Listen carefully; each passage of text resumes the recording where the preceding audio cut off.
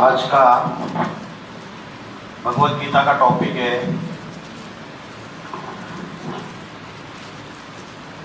राम वाली आत्मा शिव समान बनने पर शिव के जो 32 गुण है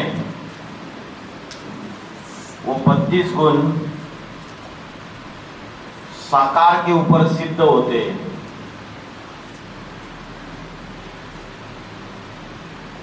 तो जब बेसिक ज्ञान हम लेते हैं ब्रह्म कुमारी से तो शिव के 32 गुण उसका एक चित्र है, उस पर समझानी दी जाती है। ब्रह्मलोक के वासी है, गुणों के भंडार है, मनुष्य सृष्टि रूपी वृक्ष के बीज रूप है,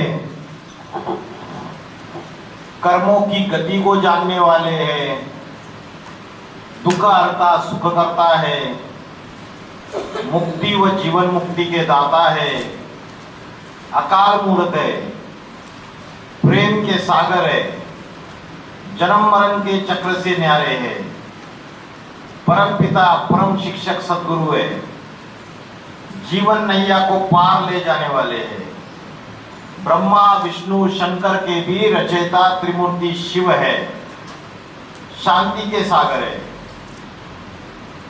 विष्णु द्वारा दैवी सृष्टि की पालना करते हैं, निराकार है, सच्चित आनंद स्वरूप है, ज्ञानामृत के सागर है, पत्थर बुद्धि वालों को पारस बनाते हैं, नर से श्री नारायण बनाने वाले, सबके सुख के दाता है, सद्गति दाता है, पतित पावन है, दिव्य बुद्धि के दाता है, शांति के दाता है, सुख दुख से न्यारे है, आनंद के सागर है, सृष्टि के आदि मध्य अंत के ज्ञाता है, माना त्रिकालदर्शी है, काल के पंजे से छुड़ाने वाले हैं, दिव्य दृष्टि विधाता है,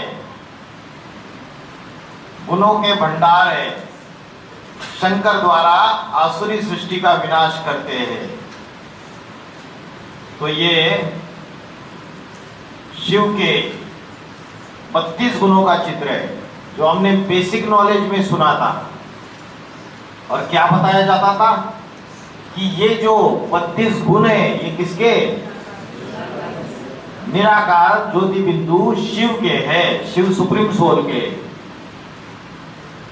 लेकिन एडवांस नॉलेज में भी जब बहुत गहराई में ज्ञान चला गया तो बाबा ने बोला ये जो 32 गुणों का चित्र है ये निराकार ज्योति बिंदु का नहीं है, ये साकार के है। साकार के कब? जब पुरुषार्थी रूप में है तब ये 32 गुण है, या संपन्न बनने के बाद शिव समान जब बन जाता है उसके बाद ये 32 गुणों का जो चित्र है ये उसके ऊपर टैली होता है। निराकार को न गुण होते न अवगुण होते। गुण और अवगुण ये साकार की बात है या निराकार की बात है?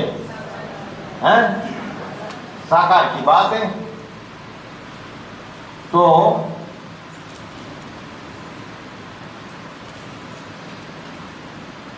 जब राम की आत्मा संपन्न बन जाती है 2017 में, इसलिए मुरली में बोला 17 में सत्य रह, VCD नंबर 2333 2333। बाबा ने बोला मनुष्य सृष्टि का जो पहला पत्ता नारायण है,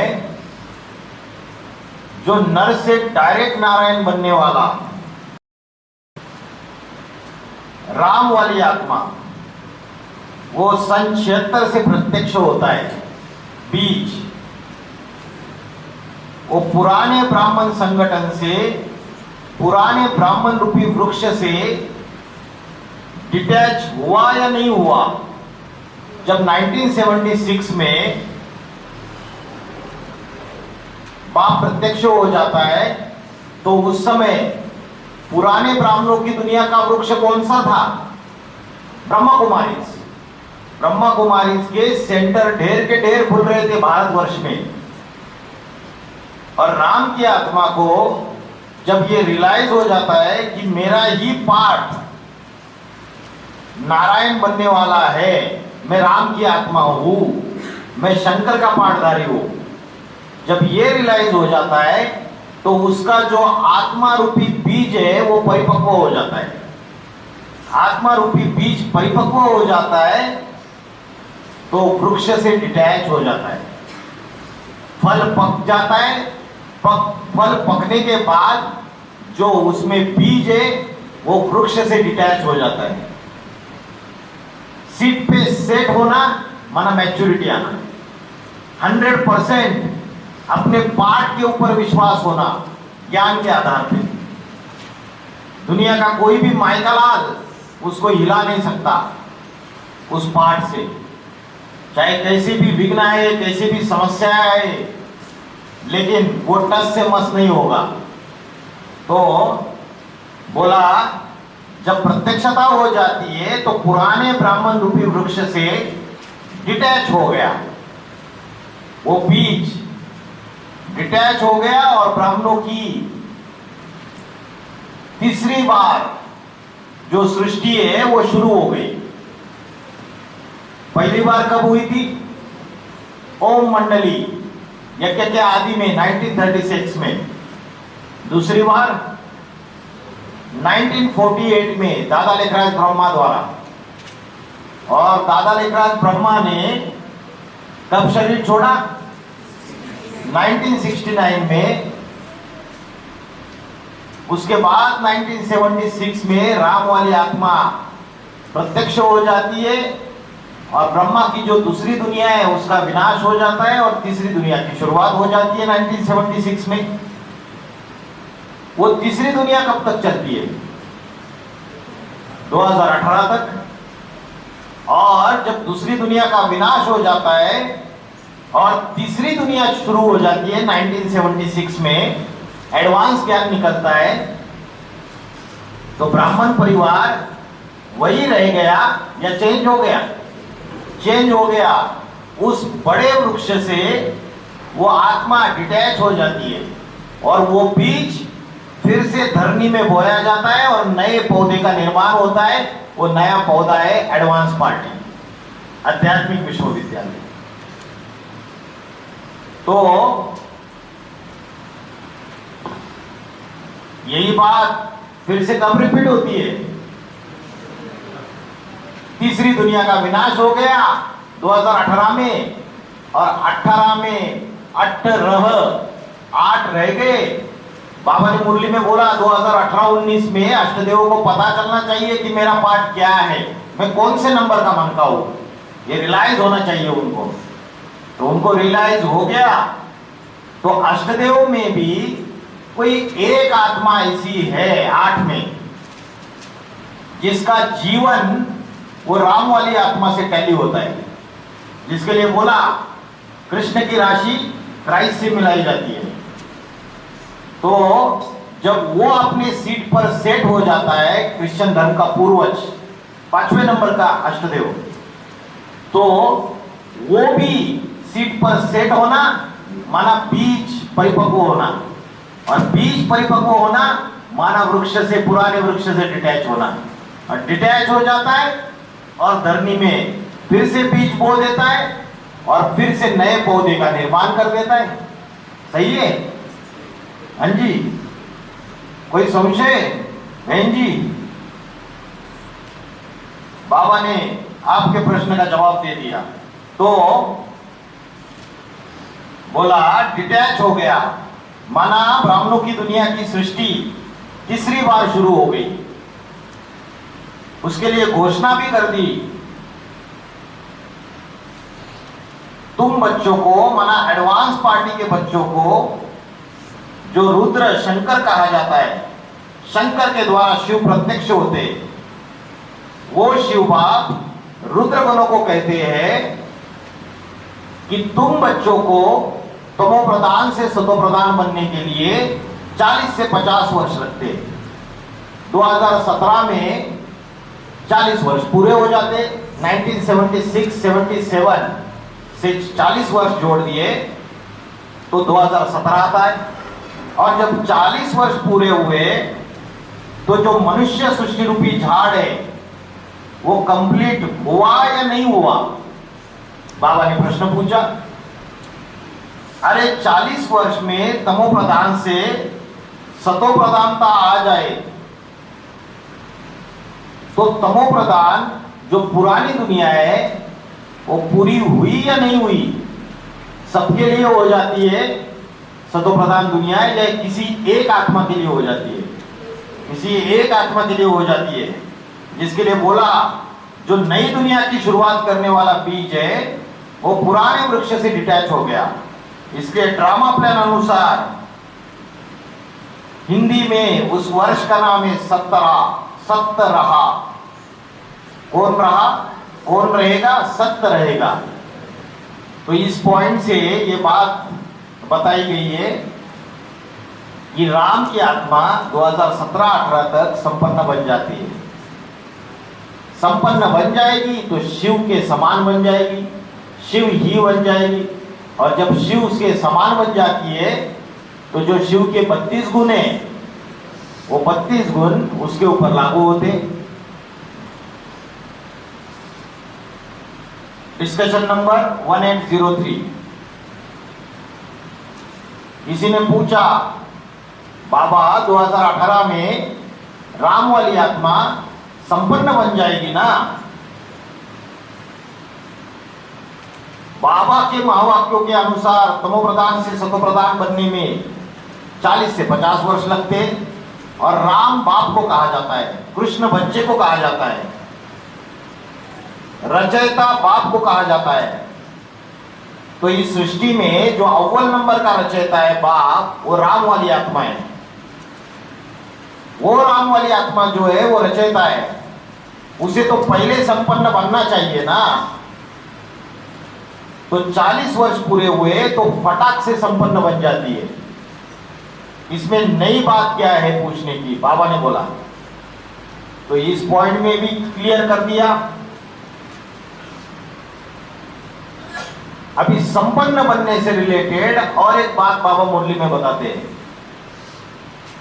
संवत 111 जब कल्प पूरा हो जाएगा, 5000 साल का ड्रामा, और नई दुनिया शुरुआत हो जाएगी, तो तारीख कितनी रहेगी? 1 महीना कितना रहेगा? और साल 1। तो 2017-18 में राम की आत्मा का संवत 111 शुरू हो जाता है। VCD number 2332 2332।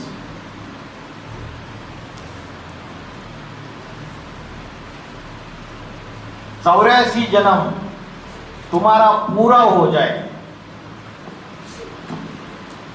कब हो जाए? संगम युग में। कब? अंत कब है? किसी ने बोला 2036। बाबा ने पूछा 36 में संपूर्ण बनेगा क्या? जो सारी मनुष्य सृष्टि का बीज है वो क्या 2036 में संपन्न बनेगा? अगर वो 2036 में संपन्न बनेगा तो 500 करोड़ कब बनेंगे? और कब देवाभिमान का छिलका उतार के परम धाम वापिस जाएंगे? तो बाबा ने बोला, अभी अभी बोला कि तुम बच्चे तमो प्रधान से सतो प्रधान बनने में 40 से 50 वर्ष लेते हो। तो पहला बच्चा कौन है? राम बाप। तो जो बाप है मनुष्य सृष्टि का वो 40 वर्ष में पूरा होता है।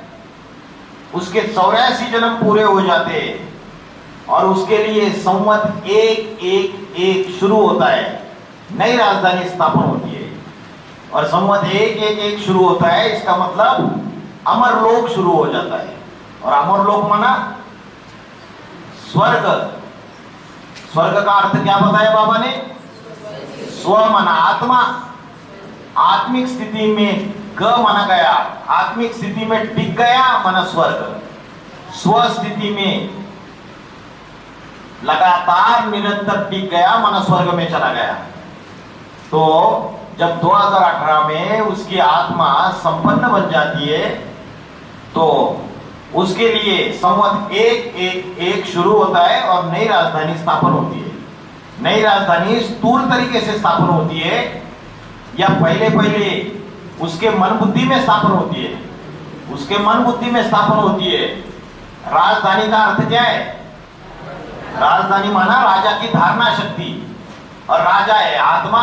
किसकी आत्मा? राम की आत्मा, जो शिव समान बन गई। और उसकी धारणा शक्ति कौन है? लक्ष्मी।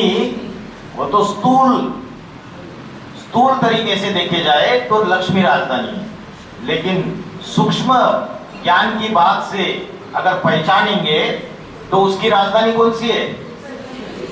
उसका सूक्ष्म शरीर, ये उसकी राजधानी है। बोला नई राजधानी स्थापन हो जाती है। तो लक्ष्मी भी राजधानी है। लक्ष्मी परमानेंट राजधानी है स्थूल रूप में देखेंगे। उसके बाद डिस्कशन 1706।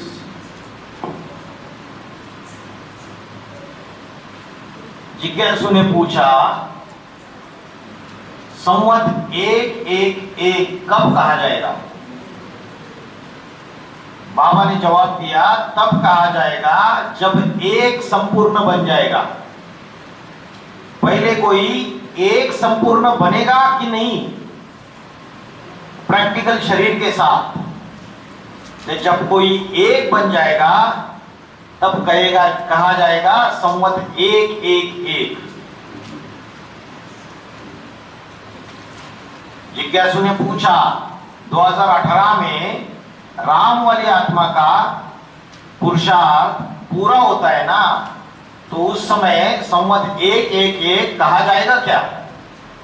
तो बाबा ने जवाब दिया बिल्कुल।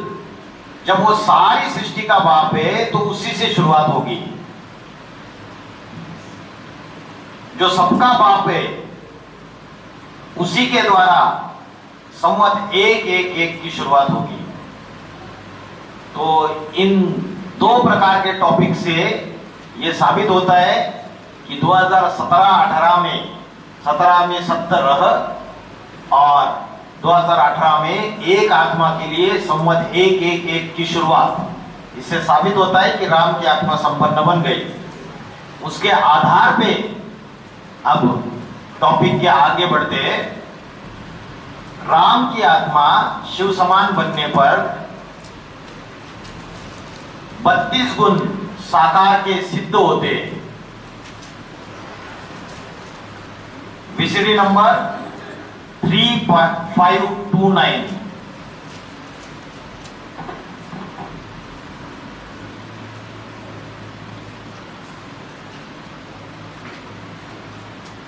कोई वहां मरे तो बहुत आवे।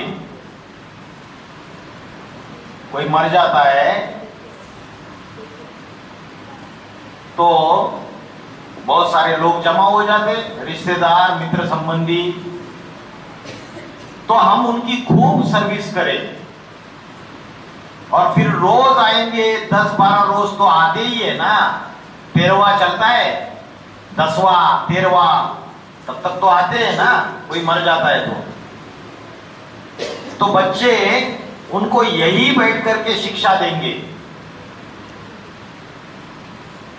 और कुछ नहीं तो बाप का चित्र सामने रख दियो। कौन सा चित्र सामने रख दियो? जब उनको पढ़ाएंगे, शिक्षा देंगे, उनको ज्ञान सुनाएंगे तो बाबा ने बोला चित्र सामने रख दो। किसका? बाप का। फिर पूछा कौन सा चित्र सामने रखना है? शिव बाबा का चित्र सामने रखे या 3 मूर्तियों का चित्र सामने रखे? माता जी ने बोला लक्ष्मी नारायण का चित्र सामने रखो।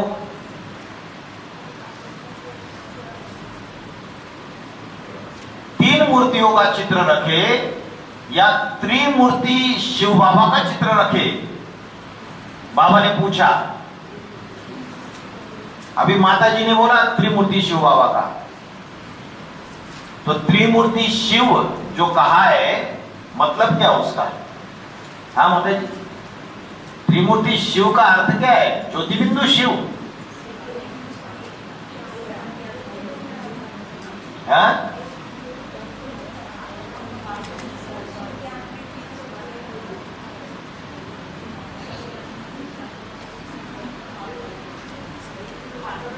क्या बोला? राम वाली आत्मा ब्रह्मा विष्णु महेश का पाठ बजाती है। कैसे बजाती है राम वाली आत्मा? दादा लेकर ब्रह्मा में राम वाली आत्मा का जो सूक्ष्म शरीर है, जिसको क्या बोला है बाबा ने?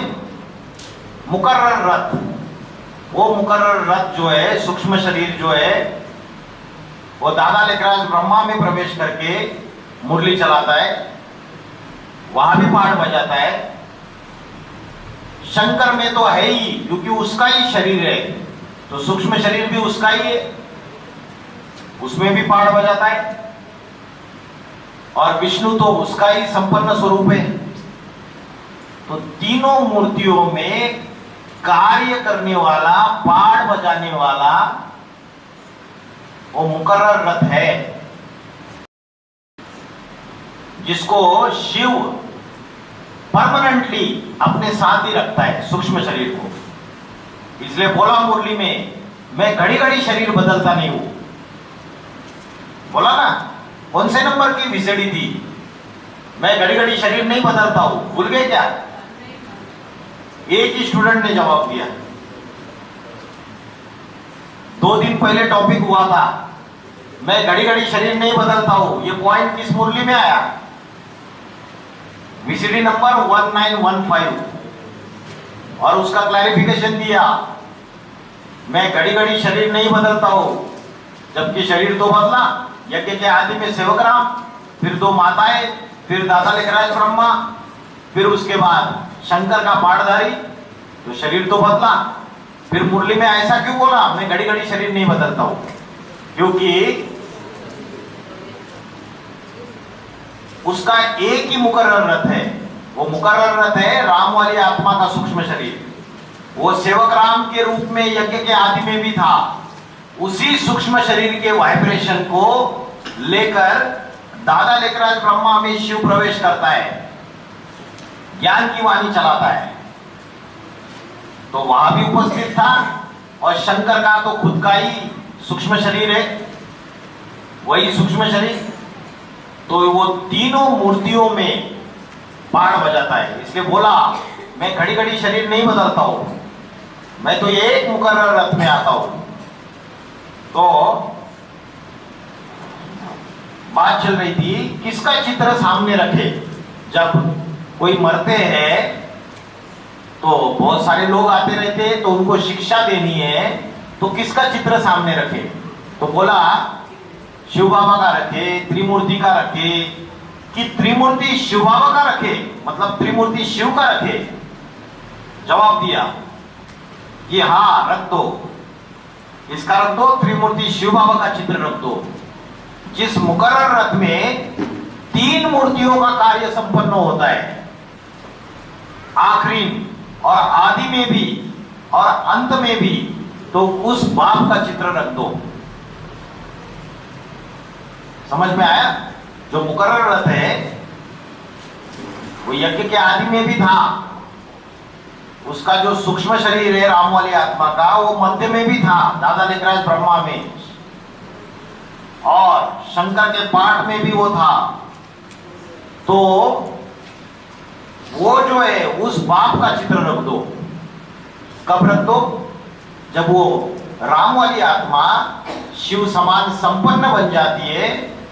शिवलिंग जो दिखाया त्रिमूर्ति के चित्र के ऊपर, लाल लाइट का गोला बन जाती है, तो वो चित्र रखो। बेहद का बाप है, 500-700 करोड़ मनुष्य का, और कोई भी चित्र न रखो, दूसरा कोई चित्र न रखो। जब वो संपन्न बन जाएगा तो उसका जो चित्र है वो रखो। तो बाबा यह भी लिख देते ये शिव बाबा का चित्र तो अच्छा ही है, नहीं तो ब्रह्म कुमारी जा वो 32 गुणों वाला शिवलिंग का चित्र निराकार का रख देती है। क्या उसे शिव बाबा कहेंगे? शिव बाबा तो साकार और निराकार का मेल है। साकार और निराकार के मेल को बाबा कहा जाता है। अब वो शिवलिंग रख दिया तो वो बिंदु निराकार, ब्रह्म कुमारियों ने क्या रख दिया? शिवलिंग रख दिया, निराकार बिंदु। और उसमें गुण और अवगुण कहां से आएंगे? बिंदु में ना गुण होते ना अवगुण होते। तो ये शिव का बाबा का चित्र रख दो तो 32 गुण जो है वो साकार के ऊपर लागू होते। ये इस मुरली में बताया बाबा ने। समझ में आया ये? उसके बाद बीसीडी नंबर 2165।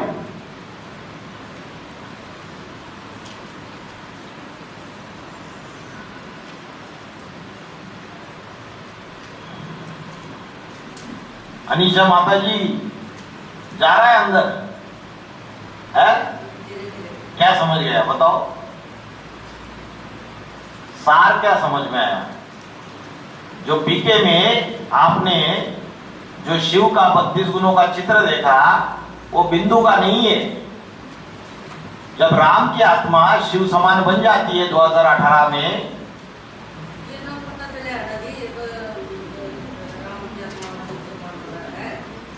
कब पता चला?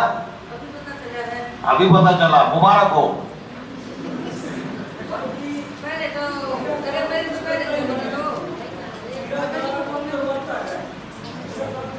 हेलो, वो तो करता है। हेलो, हाँ bapak nggak pernah ketemu nunggu iya tuh pernah kemarin tuh tahu kan itu बाबा परमा किया तो दर्शन बड़ा करो ये राम बना है। उन्होंने तो कहा है शंकर के बारे में तेरा ही नहीं, शंकर के बारे में ये तेरा लग गया है। क्या लग गया है? क्या लग गया है?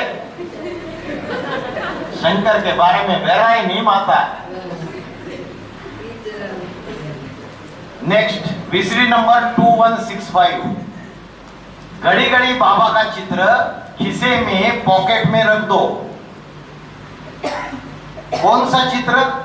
32 किरणों वाला। 32 गुण जिसमें दिए हुए वो सगुण हुआ या निर्गुण हुआ? किसी ने कहा निर्गुण।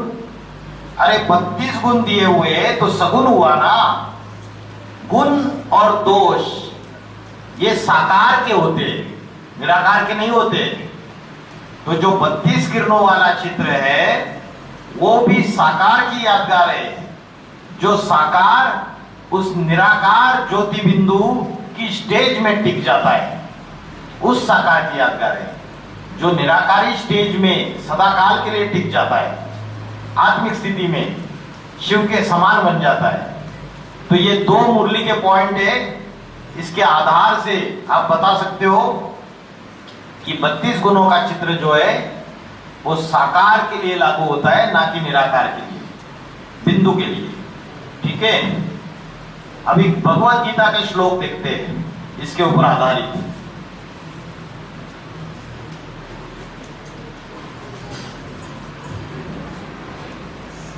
पहला गुण है मनुष्य सृष्टि रूपी वृक्ष के बीज रूप है।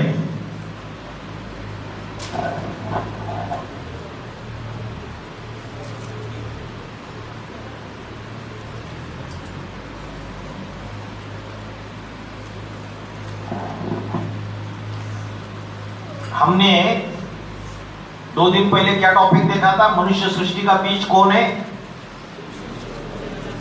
राम वाली आत्मा का सूक्ष्म शरीर है, वही मुकर्रर रथ है। वो 5000 साल के ड्रामा में कभी भी खलास नहीं होता है। तो भगवत गीता में 7वें अध्याय का 6ठा श्लोक है। बाबा का जो ज्ञान है वो भगवत गीता से टैली किया जा सकता है। एतद्योनीनि भूतानि सर्वाणि इति उपधारय अहम कृष्ण जगता प्रभवा प्रलया तथा। प्रभव माना उत्पत्ति, निर्मिति निर्माण, और प्रलय माना विनाश। कृष्णस्य माना संपूर्ण समस्त जगत का उत्पत्ति करता तथा विनाश करता हूं। सब प्राणियों का यह सारभूत मूर्ति रूप देह प्लस शिव समान आत्मा उद्गम है, ऐसा तू खुद को जान ले। और मैं सदाशिव ज्योति प्लस बाबा समस्त जड़ जंगम प्राणी मात्र जगत का उत्पत्ति करता तथा विनाश करता हूं। जड़ जंगम, जड़ माना जो 5 तत्व है, जल वायु अग्नि पृथ्वी आकाश, और जंगम माना चैतन्य। तो ये जितने भी प्राणी मात्र है जगत का मैं उत्पत्ति करता तथा विनाश करता हूं। तो यह बात आई उत्पत्ति करता, इसका मतलब वो बीज है सारे मनुष्य सृष्टि रूपी वृक्ष का। और यह भी बोला सब जड़ और चेतन सभी प्राणियों का यह उद्गम है। अब बाबा ने क्लैरिफिकेशन में क्या लिखा है, ब्रैकेट में पढ़ो, सारभूत मूर्ति रूप देह प्लस शिव समान आत्मा। अभी बहुत डिफिकल्ट लग रहा है, अभी उसको इजी कर देते। सारभूत मूर्ति रूप देह मतलब क्या, मतलब सूक्ष्म शरीर। सूक्ष्म शरीर क्या है, वो सार है। देह जो है स्थूल देह, स्थूल शरीर को 10 इंद्रियां रहती है, 5 ज्ञानेंद्रिया और 5 कर्मेंद्रिया। और जो सूक्ष्म शरीर होता है उसको सूक्ष्म ज्ञानेंद्रिय और सूक्ष्म कर्मेंद्रिया रहती है। तो स्थूल शरीर का सार सूक्ष्म शरीर है, इसलिए उसको बोला सारभूत मूर्ति रूप देह प्लस शिव समान आत्मा। ये दोनों सारे प्राणियों का उद्गम है। उद्गम माना उससे सारी सृष्टि की उत्पत्ति होती है, शुरुआत होती है। सारे सृष्टि का बीज है, सनातन धर्म का बीज है। तो जो 32 गुणों में एक बात आई कि शिव जो है वो मनुष्य सृष्टि के बीज है, तो ये बात यहां साबित होती है। ठीक है, उत्पत्ति करता माना प्रभवम संस्कृत शब्द है, और दूसरा बोला मैं उद्गम हूं सर्व प्राणियों का।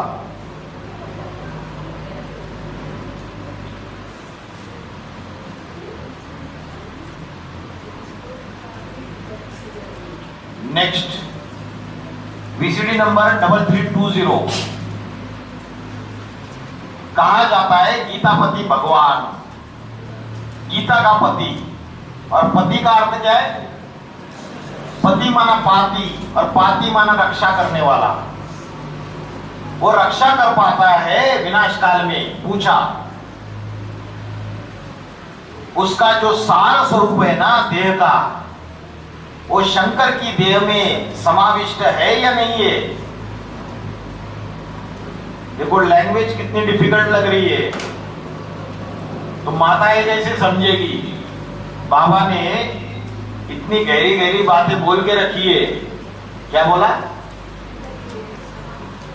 उसका जो सार स्वरूप है, सार वो शंकर की देह में समाविष्ट है या नहीं है। सार स्वरूप माना उसका सूक्ष्म शरीर, और देह माना स्थूल शरीर, तो वो उसमें समाविष्ट है। शंकर की देह में वो 5 तत्वों का जो सार है, मतलब जो सूक्ष्म शरीर है, उस सूक्ष्म शरीर में सच्ची गीता समाविष्ट है। इसका मतलब क्या, इसका मतलब यह है यज्ञ के आदि में सेवकराम के रूप में ज्ञान उठाया नहीं उठाया, उस आत्मा ने उठाया, तो ज्ञान स्टोर हुआ ना। आत्मा में भी हुआ, सूक्ष्म शरीर में भी हुआ। सूक्ष्म शरीर में मन और बुद्धि भी है। और फिर से पुनर्जन्म लिया कंपिल में, फरुखाबाद जन्म लिया। फिर से 1969 से पुरुषार्थ करना चालू कर दिया। ब्रह्मा के मुख से जब वाणी चलाई 1948 से 69 तक, तब भी शिव उसके सूक्ष्म शरीर को साथ में लेके जा रहा है। तो वो भी ज्ञान जो उसके मुख से सुनाया गया, ब्रह्मा के मुख से, वो भी उसके अंदर समाया हुआ है। और फिर 1969 से जब पुरुषार्थ करना चालू कर दिया 2018 तक, तो वो सारा ज्ञान सार रूप में उसके सूक्ष्म शरीर में समाया हुआ है। इसके लिए बोला जो गीता है वो उसके सूक्ष्म शरीर में वो सच्ची गीता समाविष्ट है। अगर वो स्थूल शरीर को भी त्याग देता है तो भी उसके अंदर सारा ज्ञान समाया हुआ है। वो खत्म नहीं होने वाला ज्ञान, अविनाशी ज्ञान है, वो बैठ गया उसके अंदर पूरा। बाकी स्थूल तत्वों से बना हुआ जो स्थूल शरीर है वो तो खलास हो जाता है। बोला आगे वाक्य पढ़ो 3320 में, सारी सच्ची गीता उसके सूक्ष्म शरीर में समाविष्ट हो जाती है और स्थूल तत्वों से बना हुआ जो स्थूल शरीर है वो खलास हो जाता है। तो VCD नंबर 3320 में ये शास्त्र सब खत्म हो जाएंगे। माना जो भी मुरलियां चलाई, चाहे कागज के पत्तों के ऊपर चलाई या बाद में audio cassette, VCD video cassette चलाई, वो सारा ज्ञान उसके अंदर समाविष्ट हो गया। बाकी अभी बच्चे जो भी पुरानी बातें सुनते रहे उसके अंदर सारा, बुद्धि के अंदर वो सारा समाविष्ट हो गया। तो इस पॉइंट से क्या बात साबित होती है?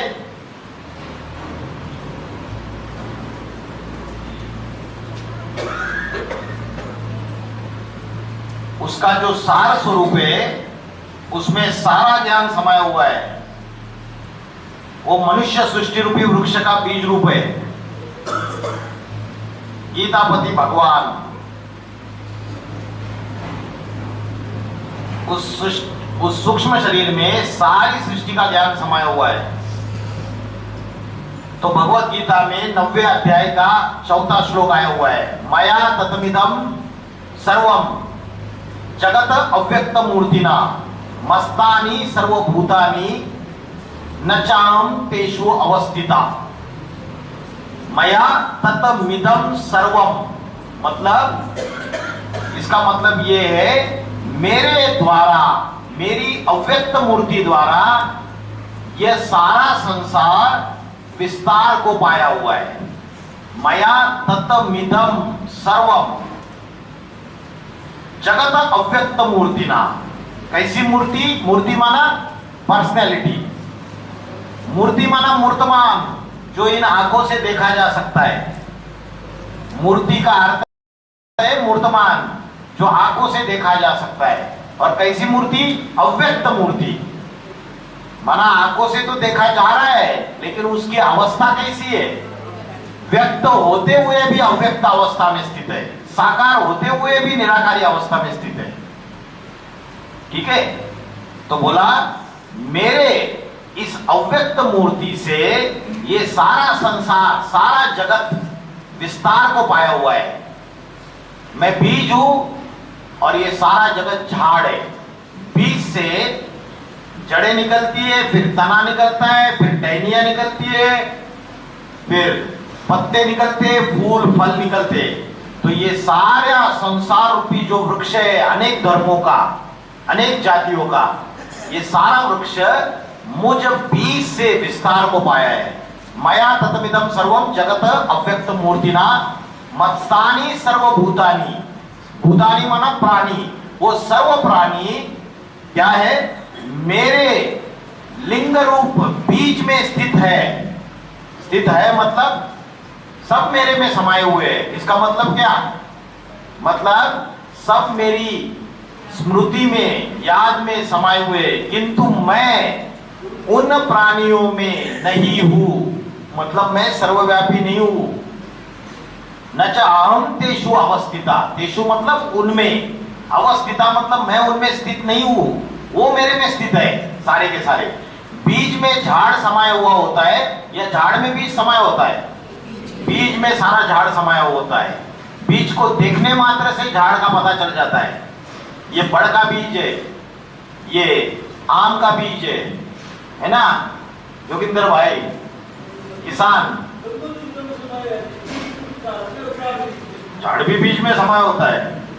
भगवत गीता तो बोलती है, भगवत गीता तो बोलती है ना हम तेषु ते मई, ना हम तेषु, मैं उनमें नहीं हूं, वो सब मेरे में है, भगवत गीता बोलती है। और इस श्लोक में भी बोला मत्स्तानि सर्वभूतानि। कारण तो बीज है, वही बीज फिर से फल निकलता है पहला, तो उसी से बाहर आ जाता है वही बीज जो बोया हुआ है। तो इस श्लोक में ये बात बताई कि मेरे से ही ये सारा संसार रूपी वृक्ष विस्तार को पाया है। इसका मतलब ये है मैं इस मनुष्य सृष्टि का बीज रूप हूं। ये शिव का 32 गुणों में से एक गुण है ना, तो भगवत गीता के श्लोक के आधार से ये टैली हो गया ना। आगे चलते हैं, 9वें अध्याय का 6वां श्लोक। यथा आकाश स्थितो नित्यम वायु सर्वत्र गो महान, तथा सर्वाणि भूतानि मस्तानि इति उपधारय। जो वायु है, हवा, सब ओर जाने वाली वायु जो है वो आकाश में स्थित है। वैसे ही जैसे वायु आकाश में स्थित है, वैसे ही सभी प्राणी मेरे लिंग मूर्ति परम आकाश में स्थित है। जब वो ऊंचते ऊंच भगवंत शिव समान बन जाता है, लिंग रूप बन जाता है, परम ब्रह्म बन जाता है, तो वो परम आकाश है। तो वो जब परम आकाश बन जाता है तो सर्व प्राणी मेरे लिंग मूर्ति परम आकाश में स्थित है। बोला भूतानि मस्तानि इत्यु उपधारय, वो सारे प्राणी मेरे में स्थित है, मतलब मैं इन सब का बीज हूं, मेरे द्वारा ही ये संसार तैयार हुआ है।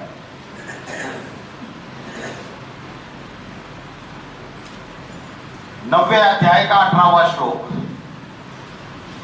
गति भर्ता प्रभु साक्षी निवास शरणम सुहृद प्रभव प्रलय स्थानम निधानम बीजम अव्ययम।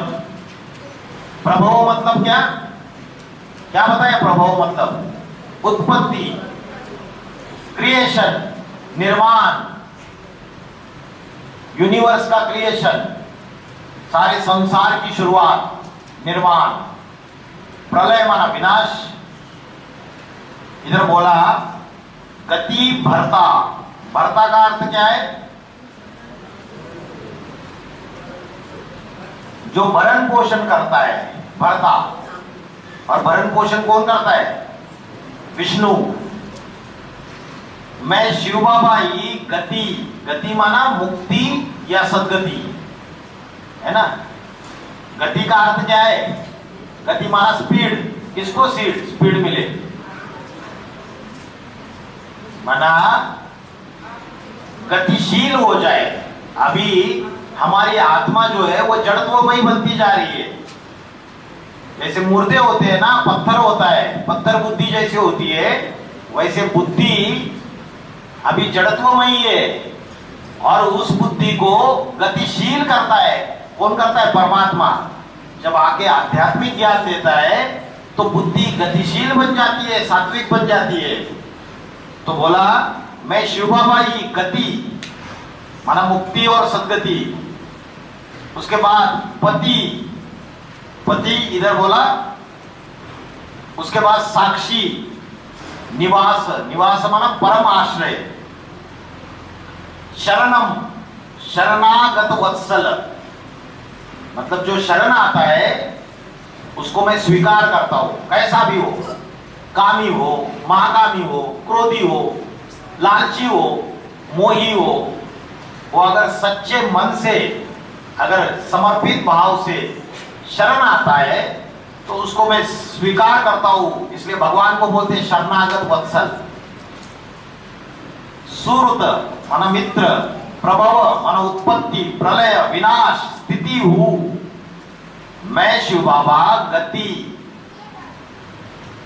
पति, साक्षी, परमाश्रय, शरणागत वत्सल, मित्र, उत्पत्ति, विनाश, स्थिति हूं। और क्या बोला? निदानम अव्ययम बीज, मैं इस जड़ चेतन सृष्टि का साकार अविनाशी बीज हूं। कैसा बीज हूं? अविनाशी, अव्ययम। इसका मतलब क्या? व्यय माना खर्च करना, व्यय, और अव्यय माना किस चीज का खर्च नहीं करना। योग ऊर्जा जो शिव से, जो शिव है परम चेतना, हाईएस्ट कॉन्शियसनेस अंग्रेज लोग बोलते हैं, तो उसके समान बन जाता है, तो उसकी जो योग ऊर्जा है 100% अपने अंदर धारण कर लेता है, और अपने अंदर धारण कर लेता है। और 5000 साल के ड्रामा में जितना दूसरे नीचे नीचे फास्ट गिर जाते हैं उतना फास्ट नहीं गिरता है वो शक्ति बरकरार रखता है। इसलिए छत्रपति शिवाजी महाराज में भी तलवार में वो शक्ति दिखाई देती है, वो योग ऊर्जा। महाराणा प्रताप में भी दिखाई देती है। कैसे काटा उसको? घोड़े के सहित बहलोल खान। ये आत्मिक स्थिति की बात है। शक्ति शस्त्र में होती है या शस्त्र धारण करने वाली आत्मा में होती है? हाँ, वही महाराणा प्रताप का भाला अगर किसी दूसरे को दे दो, क्या वो कर पाएगा वो कार्य? नहीं कर पाएगा। वही छत्रपति शिवाजी महाराज की तलवार किसी दूसरे को दे दो, नहीं, क्योंकि शक्ति आत्मा में होती है, और वो आत्मा में जो शक्ति है, योग ऊर्जा है, वो संगम युग में सबसे ज्यादा धारण करता है, शिव समान बन जाता है, और वही शक्ति को 5000 साल के ड्रामा में यूटिलाइज करता है। इसलिए बोला अव्यय। दूसरे जैसे उस शक्ति को बहुत खर्च कर देते, नीचे गिर जाते, वो रजो और वीर्य की शक्ति के द्वारा भ्रष्ट इंद्रियों के कर्मों में फंस के उस शक्ति को व्यर्थ गवा देते। लेकिन वो लंबे समय तक उसको बरकरार रखता है। लेकिन ड्रामा प्लान अनुसार अंतिम जन्म में सबको नीचे गिरना ही गिरना है। नीचे भले गिरता है, अष्टदेव भी नीचे गिरते हैं, लेकिन अष्टदेव का गिरना और उसका गिरना क्या अंतर है? नहीं, अष्टदेव जब गिरते हैं नीचे तो दूसरे दूसरे धर्म का संस्कार उनके अंदर आ जाता है। किसी के अंदर इस्लाम का संस्कार आ जाता है, इस्लाम का संस्कार माना महागामी। किसी के अंदर बौद्धिक का संस्कार आता है, कायरता वाली अहिंसा। किसी के अंदर क्रिश्चियन का संस्कार आता है, क्रोधी, क्रोधी क्रिश्चियन। अनुभव किया है नहीं किया? किसी के अंदर ज्यादा किया है, बहुत ज्यादा किया लग रहा है।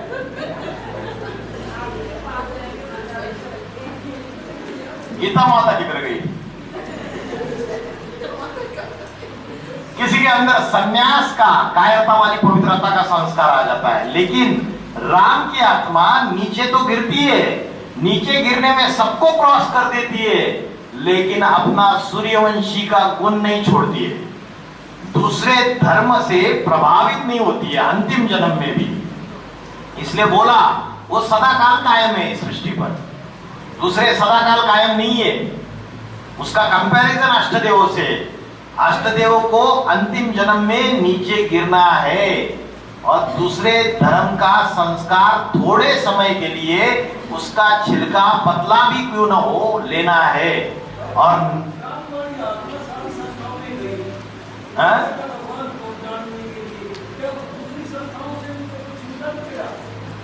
गीता का भगवान जानने के लिए राम वाली आत्मा सारी संस्थाओं में गई।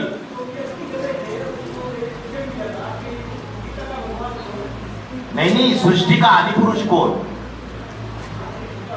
हाँ, ये इस टॉपिक के ऊपर बाबा ने रिसर्च किया था, थीसिस किया था।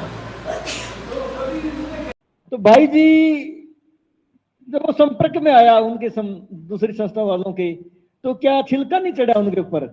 किनके? राम वाली आत्मा। वही तो चीज है, उपराम है, डिटैच है, दूसरों के मुकाबले ज्यादा। संबंध संपर्क में आते हुए भी डिटैच है।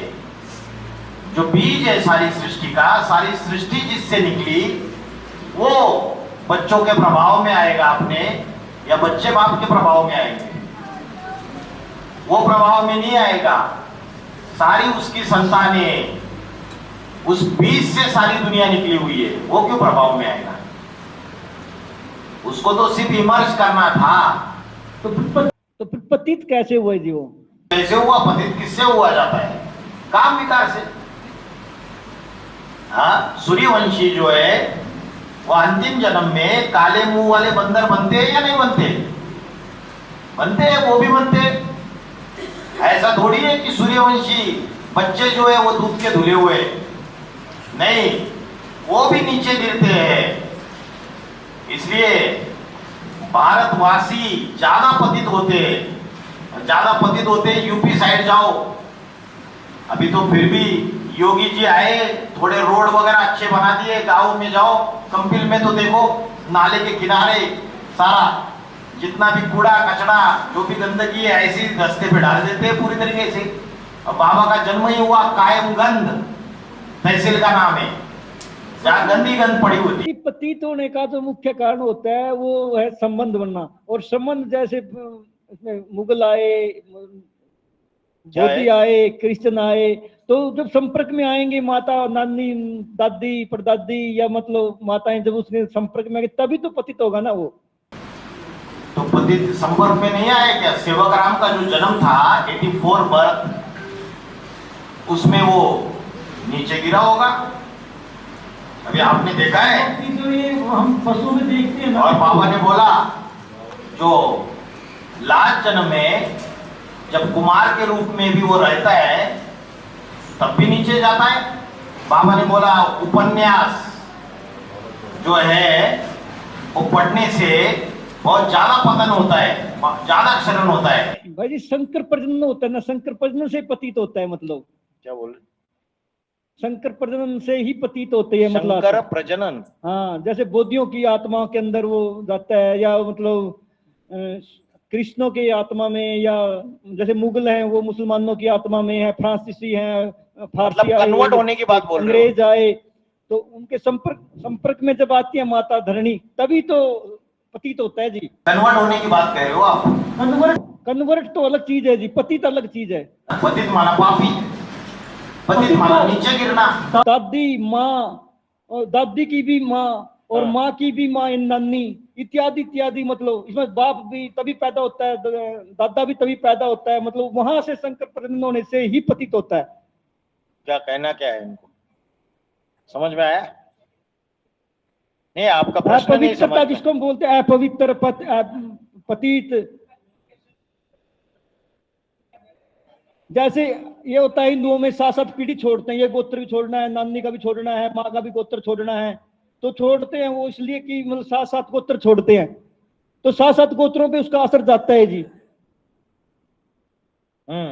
तो तब वो शादी करते हैं कि ये माँ का गोत्र भी नहीं मिलता, पिता का गोत्र भी नहीं मिलता, नानी का गोत्र भी नहीं मिलता, तो फिर वहां शादी होती है जी उस लड़का लड़की की। गोत्र नहीं मिलता है तो शादी होती है। तो अंतर जातीय विवाह, दूसरे धर्मों में विवाह, एक का कनेक्शन दूसरे से हो जाना, मुस्लिम का कनेक्शन हिंदू स्त्री से हो जाना, हिंदू पुरुष का संसर्ग मुस्लिम स्त्री से हो जाना, ये बोल रहे हो आप? तभी तो आत्मा पतित होगी जी। अच्छा, तो वो जो है वो नीचे गिरता है, और बाबा ने जो व्याख्या दी है वो पतित होना माना नीचे गिरना, और जो काम विकार है उससे जो शक्ति क्षीण होती है। जैसे निजाम बादशाह, कितनी रानियां थी? 500 रानियां। अभी 500 रानियों को संभालेगा तो शक्ति क्षीण नहीं होगी क्या? शक्ति क्षीण होगी। तो ऐसे ही राम वाली आत्मा जो है अंतिम जन्म में जाके पतित होने में सारी दुनिया में जितने भी मनुष्य मात्र है सबको क्रॉस कर देता है। अभी कैसे क्रॉस कर देता है वो बायोग्राफी अभी तक बाबा ने बताई नहीं, ठीक है।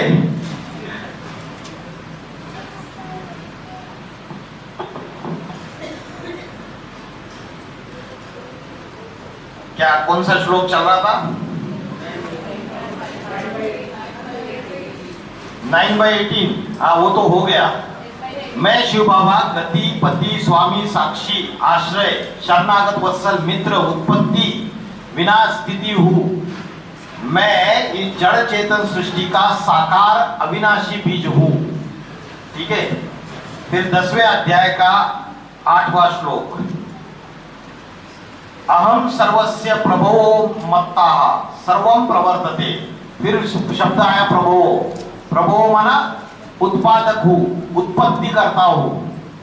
मैं शिव बाबा सारे साकार जगत का आदि उत्पादक हूं। मेरे ही पवित्र भावों से अच्छा बुरा सारा कार्य चलता है। ऐसा ब्राह्मण जीवन में, पुरुषोत्तम संगम युग के ब्राह्मण जीवन में सदा जानकर और मानकर भाव विभोर हुए बुद्धिमान लोग मुझको याद करते हैं। तो इसमें हम सिर्फ इतना टॉपिक कवर कर रहे हैं कि शिव जो है वो मनुष्य सृष्टि का बीज है। और यहां पहला जो वाक्य है उसमें अर्थ दिया है, मैं शिव बाबा सारे साकार जगत का आदि उत्पादक हूं।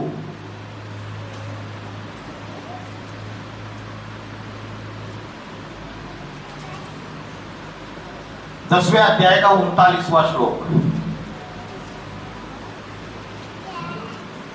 यच्चापि सर्वभूतानां बीजम तत् अहम अर्जुन। ये पहला जो श्लोक का वाक्य है इसमें बोला सर्वभूतानां माना सर्व प्राणी मात्र, बीजम माना मैं बीज हूं। हे अर्जुन, सब प्राणी मात्र का जो भी बीज है वो शिव समान मैं हूं, शिव समान ज्योतिर्लिंग रूप मैं हूं। वैसा एक भी चराचर प्राणी संसार में नहीं है जो मेरे से रहित हो। मैं सारे प्राणी मात्र का बीज हूं। और चराचर चल और अचल, जड़ और जंगम, चैतन्य और जड़, सारी सृष्टि में सारे प्राणी मात्र में मेरे जैसा कोई भी नहीं है जो मेरे से रहित हो। मतलब मेरे से ही सृष्टि की उत्पत्ति होती है। तो सारे प्राणी मात्र मेरे अंडर ही है, मेरे से ही उत्पन्न हुए।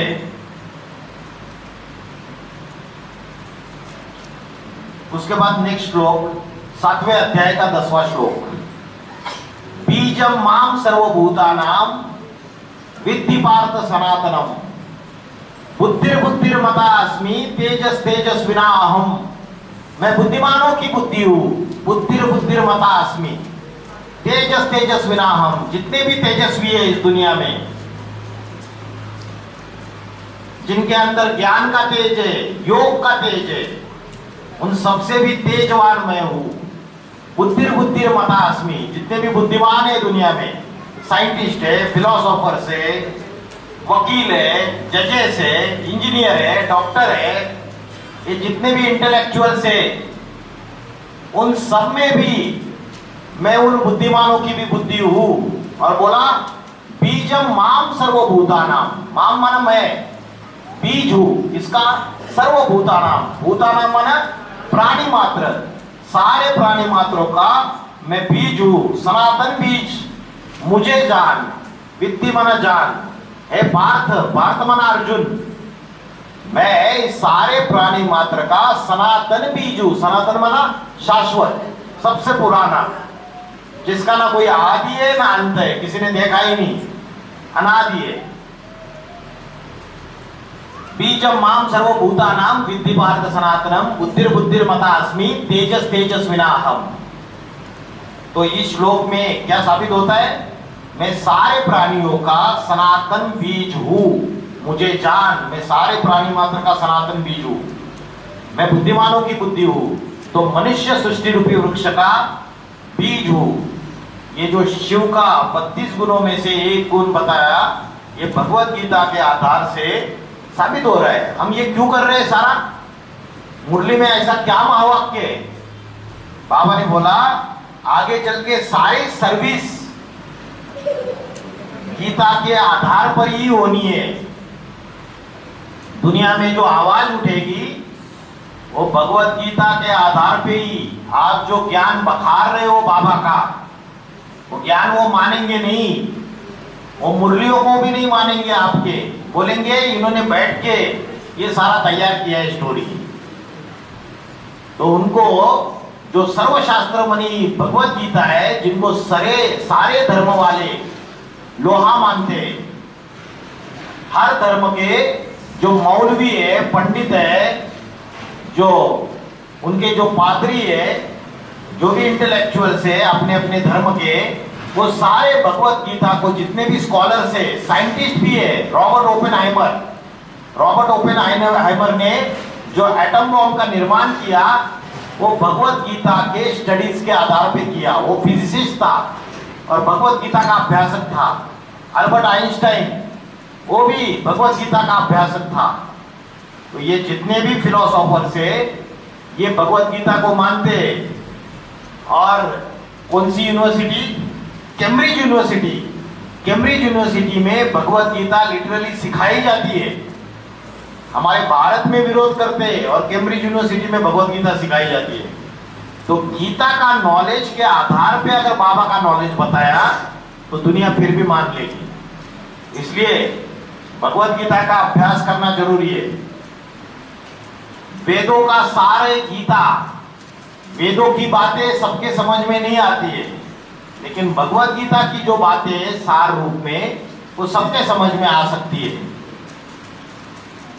उसके बाद 14वें अध्याय का 3रा श्लोक, मम योनि महत ब्रह्म। इसे साबित होता तो गीता के आधार पर तो ठीक ही, लेकिन अलग अलग इंटरप्रिटेशन होगा ना। तो बाबा ने जो इंटरप्रिटेशन किया है, लेकिन बाहर का दुनिया अलग अलग अपना मन मत पर इंटरप्रिटेशन, तो वो कैसे साबित होगा? हमारा जो मुरली है, मुरली के आधार पर तो साबित करना माने टैली करना पड़ेगा ना, नहीं तो साबित हो। हाँ, मुरली के आधार से टैली करेंगे, लेकिन मुरली के जो बात बोल रहे हैं वो डायरेक्ट नहीं मानेंगे। वो मुरली की बात भगवत गीता का आधार देके साबित करेंगे। बाबा ने तो बोला सुप्रीम कोर्ट में भी केस जाएगा, गीता का भगवान कौन? बहुत सारे वकील खड़े होंगे, 10 वकील उस साइड, 10 वकील इस साइड, और बोला जब तुम गीता के भगवान की बात उठाएंगे, बड़ी नाजुक बात है, जब तुम ये बात को उठाएंगे तो बड़ा हंगामा होगा। इतना बड़ा हंगामा होगा, ये जितने भी मठपंथ वाले हैं सैकड़ों, तुम्हारे खिलाफ सैकड़ों केसेस डालेंगे। बाबा ने बोला बाप की प्रत्यक्षता बच्चों के लिए बड़ी भारी मुसीबत है। भाई जी वही स्थिति आ जाएगी जैसे गॉड मूवी थी, ओ माई गॉड। हाँ, ओ माई गॉड फिल्म देखिए। हाँ, तो ऐसी स्थिति आ सकती है। फिर क्या आएगी ना, उससे भी और बड़ी स्थिति आएगी। भाई जी मैंने कई राइटरों की गीता पढ़ी है और वेदों को भी पढ़ा है जी, लेकिन मैं दावे से बात कह सकता हूँ जी, वेद और गीता का बिल्कुल भी संबंध नहीं है जी। हाँ जी, हम दावे के साथ कह सकते हैं। हाँ, हमारे बाबा ने बोला है वेदों का सार गीता है। जो ये मुरली वाली वेद है, अगर ये तो ठीक है, जो चरितार्थ में चल रहे हैं जो वेद आप विस्तार में गए लेकिन आप सार नहीं पकड़ पाए। रिचाइन बोलते हैं भगवान आके शास्त्रों का सार सुनाता है। ये तो टैली होती है जी बात, लेकिन जो आज दूसरे वेद हैं जो लिखे गए हैं और उनमें 20,000 ऋचाएं हैं लगभग चारों वेदों में, तो वो तो बिल्कुल टैली नहीं होते गीता के साथ जी। होता है जब अभ्यास करोगे फिर से बाबा का ज्ञान सामने रख के, तब जाके और भगवत गीता का अभ्यास करके जब चीजों को बैठोगे शांति से, एकाग्रता से, चीजें टैली होगी, जरूर होगी और हो रही है।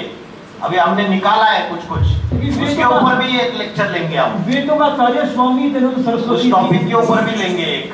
स्वामी दयानंद सरस्वती जी जो हैं वो बिल्कुल गीता को नकारते हैं जी, वेदों का वो वर्णन करते हैं और वो अर्धनास्तिक है दयानंद सरस्वती। हाँ जी, वो भी नकारते हैं जी बिल्कुल।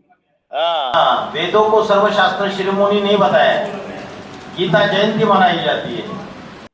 आर्य समाजियों की बात कर रहा हूँ जी मैं। हाँ, आर्य समाजी तो अर्धनास्तिक उनकी लेखाराज ने लिखी है, उनकी पुस्तक स्वामी दयानंद सरस्वती जी का जीवन परिचय लिखा है जी, और उनके 1883 में मरने के तुरंत बाद उन्होंने शुरू कर दिया लिखना उसको जाके स्थान पे। तो उन्होंने बिल्कुल हर जगह गीता को काटा है, मतलब जी गीता जो है ठीक नहीं है, गीता ग्रंथ ठीक नहीं है, वेदों की उन्होंने चर्चा की है बहुत सारी।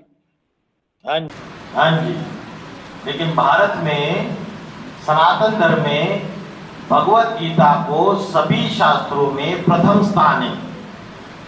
स्वामी विवेकानंद ने भी जब सर्वधर्म परिषद में गए थे तो कौन सा ग्रंथ रखा था? गीता को ही रखा था। स्वामी विवेकानंद ने तो किया, स्वामी विवेकानंद ने गीता को बोलते हैं मदर ऑफ ऑल स्क्रिप्चर्स। वो तो गीता को नीचे रख दिया और उन्होंने अपने अपने सारे ग्रंथ ऊपर रख दिए। तो सबने बोला देखो हमारे ग्रंथ ऊपर है और तुम्हारी गीता नीचे। हिंदी में जो अनुवाद किया है, अरे भाई पहले एक बात तो कंप्लीट होने दो। तो स्वामी विवेकानंद ने बोला गीता फाउंडेशन है, सारे धर्म ग्रंथ, सारे शास्त्र, सब कुछ यहां से निकला हुआ है, मदर ऑफ ऑल स्क्रिप्चर्स। इसलिए गीता को माता कहा जाता है, किसी दूसरे धर्म ग्रंथों को माता नहीं कहा जाता। हाँ जी, चलो आगे। भाई जी, हमारा संविधान भी गीता को मानता है। जब कोर्ट में कोई मुजरिम जाता है तो उससे शपथ ली जाती है, गीता पे हाथ रखवा के, गीता के ऊपर हाथ रखवा के शपथ ली जाती है, वेदों के ऊपर हाथ नहीं रखवाते। तो गीता सर्व। और भगवत गीता में लिखा कि वेदों के बारे में क्या श्लोक आया?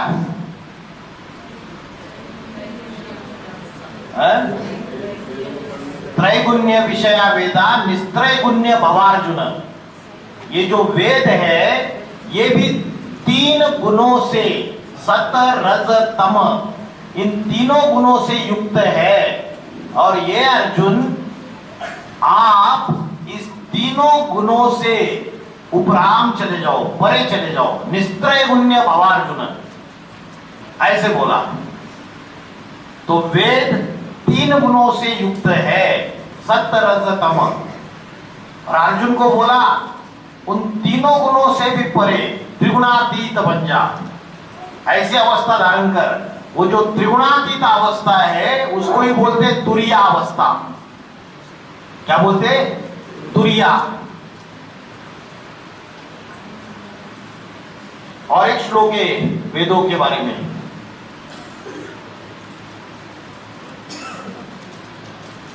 तावान सर्वेषु वेदेषु ब्राह्मणस्य विजानते यावानार्थ उदपाने सर्वथा संप्लुदो तोभके तावान सर्वेषु वेदेषु ब्राह्मणस्य विजानते। क्या अर्थ है इसका? जैसे यावान अर्थ उदपाने सर्वथा संप्लुतोदके, मतलब एक छोटा सा तालाब है और सामने समुद्र है, तो तालाब जो है उसका महत्व समुद्र के सामने ना के बराबर है, विशाल समुद्र के सामने।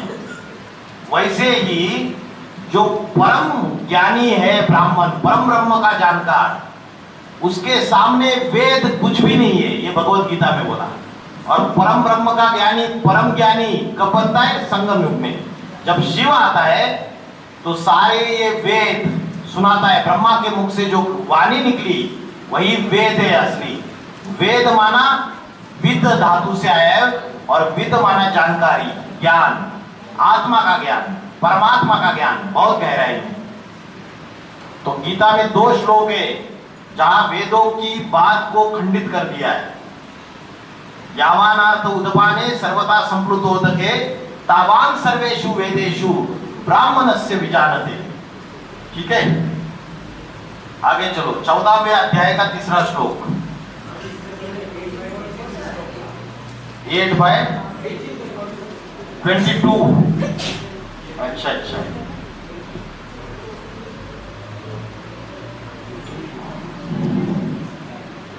8/22।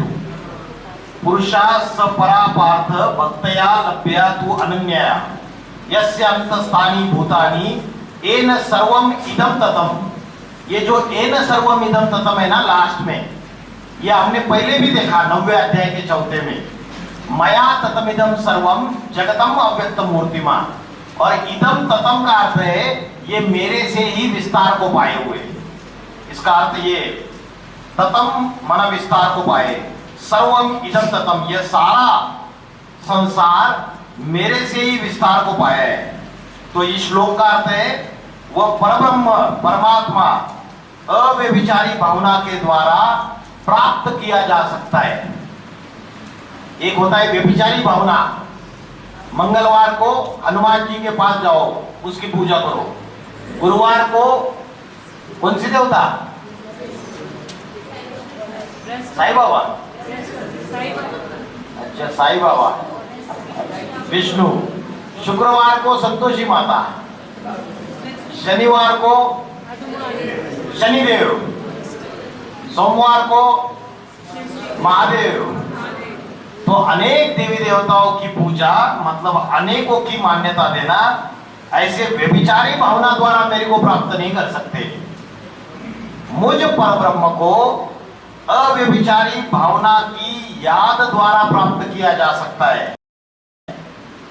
जिस जगत पिता में सभी बीज प्राणी स्थित है और जिससे यह सारा संसार सृष्टि रूपी वृक्ष विस्तार को पाया है। तो इस श्लोक में यस्य अंतस्थानि भूतानि येन सर्वम इदम ततम, सारा संसार सारा सृष्टि का वृक्ष विस्तार को पाया है, जिसमें सभी बीज प्राणी स्थित है। उस बीज में, उस जगत पिता में सारे प्राणी स्थित है। तो इससे भी साबित होता है वो मनुष्य सृष्टि रूपी वृक्ष का बीज है। जोगिंदर भाई मुस्कुरा रहे हैं।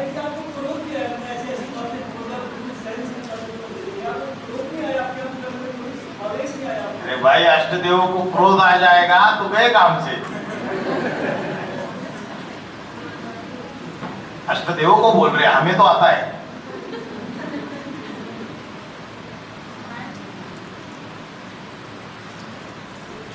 चौदहवें अध्याय का 3रा श्लोक, मम योनि महत् ब्रह्म तस्मिन् गर्भं ददाम्यहम् संभवा सर्वभूतानां ततो भवति भारत। मम योनि महत् ब्रह्म, ये क्या है? ये महत् ब्रह्म जो है वो मेरी योनि रूपी माता है। जैसे योनि से संतान पैदा होती है, तो ये जो महत् ब्रह्म है, महत् ब्रह्म क्या है? वही परम ब्रह्म। अपरा प्रकृति रूप अर्जुन रथ का गर्भ क्षेत्र, मतलब उसका जो शरीर है देह भाव वाला, उसमें 2 भाव है, एक देह भाव है और एक आत्म भाव है। जो देह भाव है वो कौन सी प्रकृति है? अपरा प्रकृति है।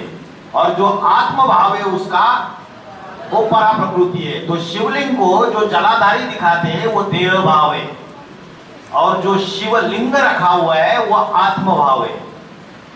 तो क्या बोला कि ये महत ब्रह्म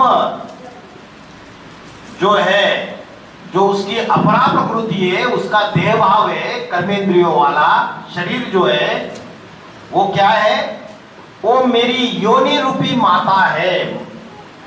मम योनि महत ब्रह्म तस्मिन गर्भम ददाम्यहम। बाबा ने मुरली में बोला है, ब्रह्मा ने संकल्पों से सृष्टि रची है ना। तो जो ब्रह्मा के जो बच्चे पैदा हुए जिनको कहते हैं ब्रह्मा मुखवंशावली, वो कैसे रचे, संकल्पों की मनसा सृष्टि से ये बच्चे पैदा हो गए, ब्राह्मण बच्चे। तो यहां बोला जो परब्रह्म है महत ब्रह्म, वो माता है, योनि रूपी माता, और मैं उस देह रूप जड़त्वमयी लिंग मूर्ति में क्या करता हूं, गर्भ डालता हूं, बीजारोपण करता हूं। कौन सा गर्भ डालता है, आत्मज्ञान रूपी ज्योति बिंदु का, आत्मा ज्योति बिंदु है, ये गर्भ में ये बीजारोपण मैं ज्ञान का करता हूं। ठीक है, उस ज्ञान गर्भ से,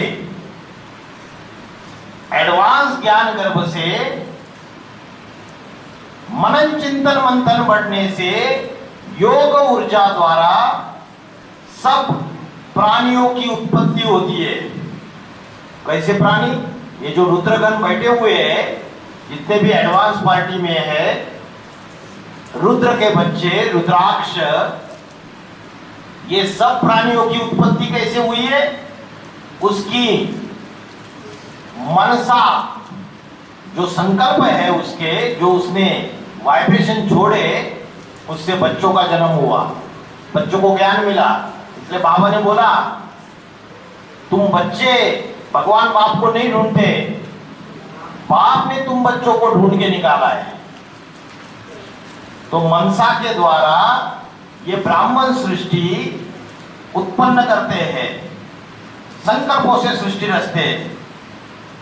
तो वो स्वयं बीज है जिससे ये सारी सृष्टि उत्पन्न होती है। फिर से एक बार इसका अर्थ समझते हैं। उसकी जो अपरा प्रकृति है, देह भाव वाली, शरीर रूपी, उस महत ब्रह्म, वो महत ब्रह्म मेरी योनि रूपी माता है।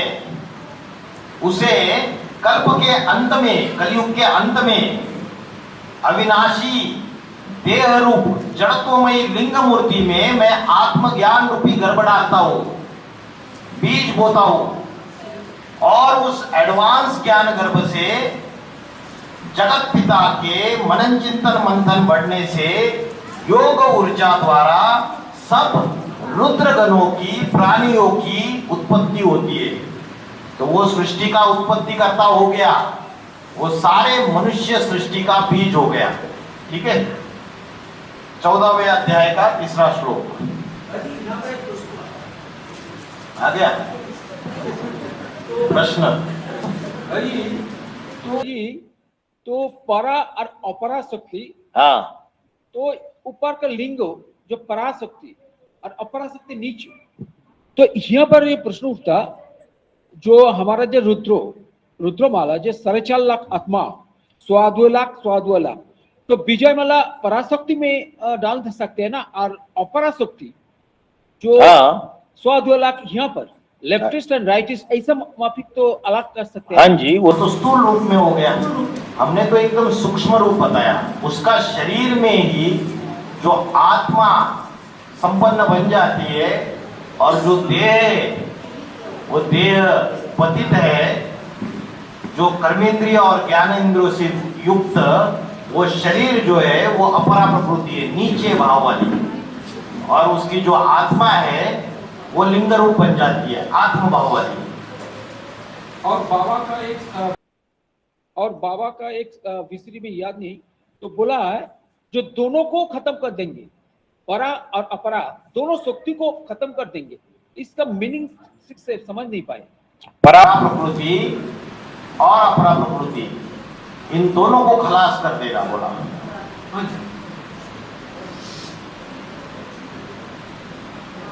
अपरा प्रकृति माना देह, शरीर,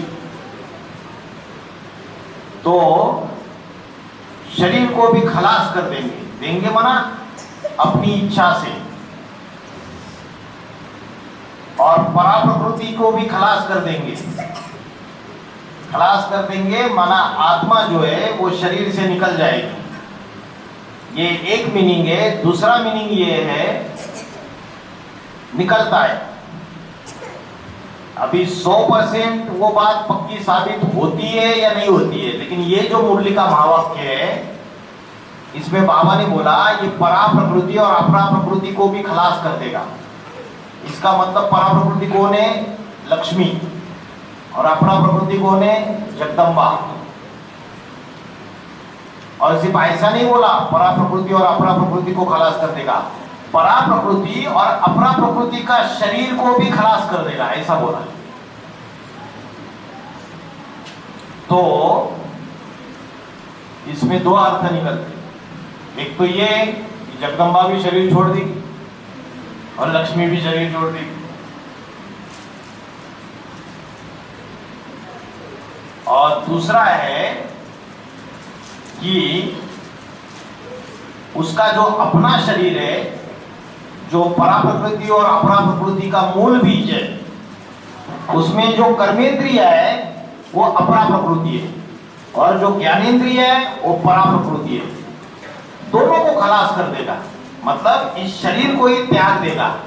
भले ज्ञानेंद्रिय आइज जो नेत्र है वो सिविलाइज बन गए, परा प्रकृति है, लेकिन इसको भी पूरे देह को खलास कर देगा, माना आपे ही शरीर छोड़ देगा, स्वेच्छा से देह को त्याग देगा। ये उसका दूसरा मीनिंग है। तो ये जो दूसरा मीनिंग बताया ये टैली होता है। अभी जो ड्रामा घटित हुआ कि बाबा ने स्वेच्छा से देह त्याग दिया, इससे ये टैली होता है। ठीक है, आगे चल के देखा जाएगा। हाँ, चलो लास्ट श्लोक लेते हैं।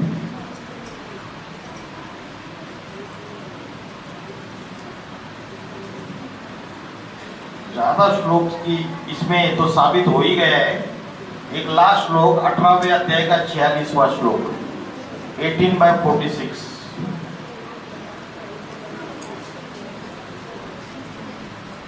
यत् प्रवृत्ति भूतानाम येन सर्वम इदं ततम। फिर से आया येन सर्वम इदं ततम। इदं ततम, सर्वम इदं ततम माना ये क्या हुआ है? मेरे से ये सारी सृष्टि रूपी वृक्ष विस्तार को पाया है, ये सारा संसार। यद भूतानाम, भूतानाम माना प्राणी, जहां प्राणियों की उत्पत्ति क्रिया होती है, या लिखा है क्रिया की शूटिंग होती है, माना संगम युग में जहां प्राणियों की उत्पत्ति होती है, जिस यज्ञ पिता से ये सारा संसार, ये सारा सृष्टि वृक्ष विस्तार को पाया है, उसकी अपने कर्म से अच्छे से उपासना कर मनुष्य सिद्धि को पाता है। ठीक है, यहां हमको इतना ही देखना है, जहां प्राणियों की उत्पत्ति क्रिया होती है, जिस यज्ञ पिता से यह सारा संसार विस्तार को पाया हुआ है, तो यहां मनुष्य सृष्टि का वो बीज है, यह बात साबित हो जाती है।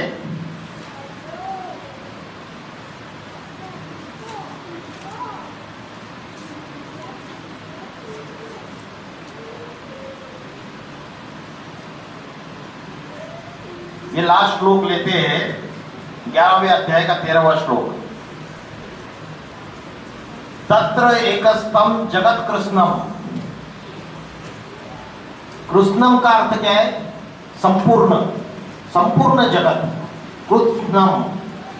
तत्र एकस्तम जगत कृष्णम प्रविभक्तम अनेकधा। अपश्यत देवदेवस्य शरीरे पांडव तदा।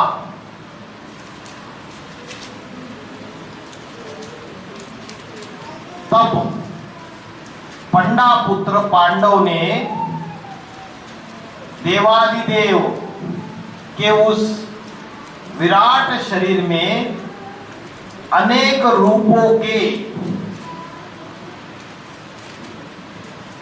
बटे हुए संपूर्ण जगत को एक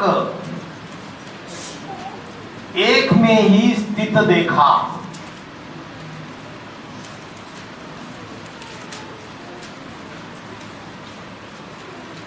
अर्जुन ने क्या किया, जब विराट रूप का दर्शन दिया तो अर्जुन ने देखा उस देवादिदेव के शरीर में अनेक रूपों के बटे हुए संपूर्ण 700 करोड़ का ये जो जगत है उसको एक ही आदिदेव में स्थित देखा, एक में ही सारे जगत को देखा, है ना।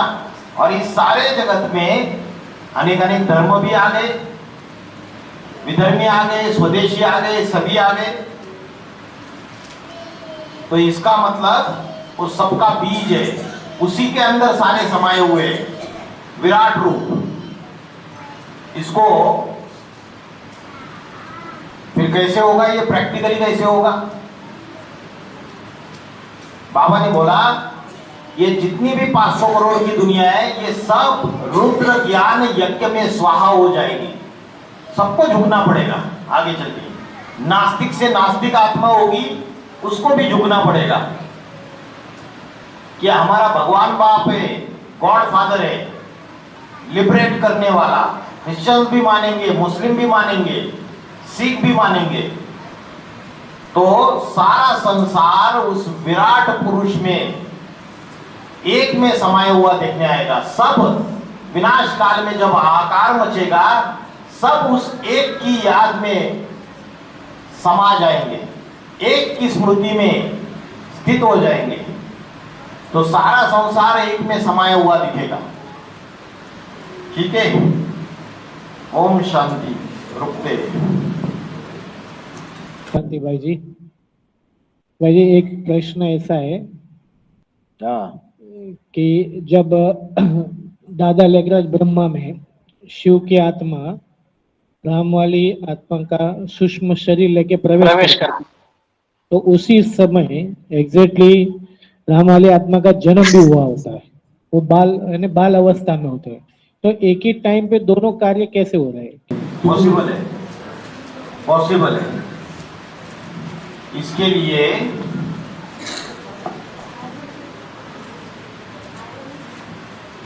सूक्ष्म जगत का अभ्यास करना पड़ेगा। पॉसिबल है, इसकी सारी थियरीज अवेलेबल है। सूक्ष्म शरीर 3 अवस्था है। एक अवस्था है जागृत अवस्था, दूसरी अवस्था है स्वप्न अवस्था और तीसरी अवस्था है सुषुप्ति अवस्था।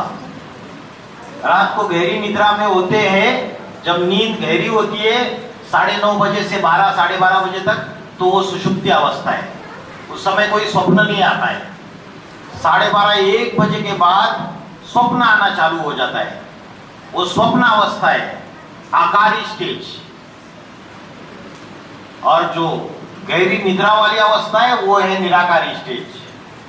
और उसके बाद जो तीसरी स्टेज है, जब जागृत अवस्था में होते हैं, वो साकारी अवस्था।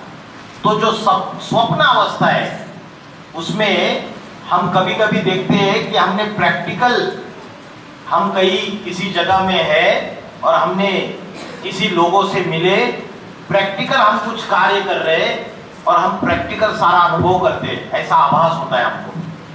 उठने के बाद हमको पता नहीं चलता है कि हम कौन सी दुनिया में थे करके।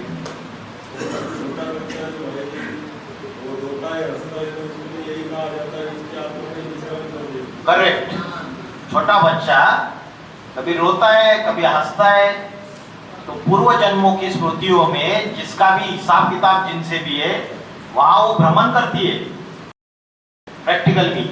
उसका सूक्ष्म शरीर जाके वापिस आता है, जाता है फिर से वापिस आता है। तो ये पॉसिबल है।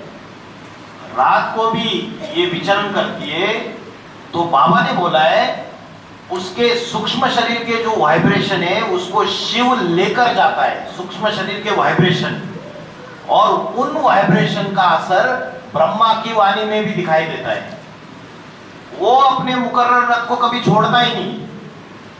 तो ये चीजें पॉसिबल है, बस इसको टैली जो करना है ना, बाबा ने तो बोल दिया, इसको अगर टैली करना है तो इसका बहुत सारा ज्ञान ऑलरेडी अवेलेबल है दुनिया में।